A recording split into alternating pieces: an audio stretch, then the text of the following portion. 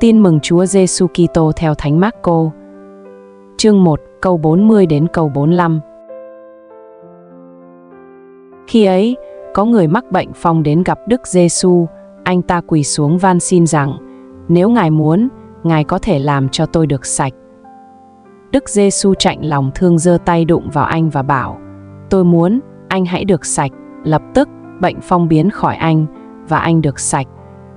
Nhưng người nghiêm giọng đuổi anh đi ngay và bảo anh: "Coi chừng, đừng nói gì với ai cả, nhưng hãy đi trình diện tư tế, và vì anh đã được lành sạch, thì hãy dâng những gì ông Mô-sê đã truyền để làm chứng cho người ta biết."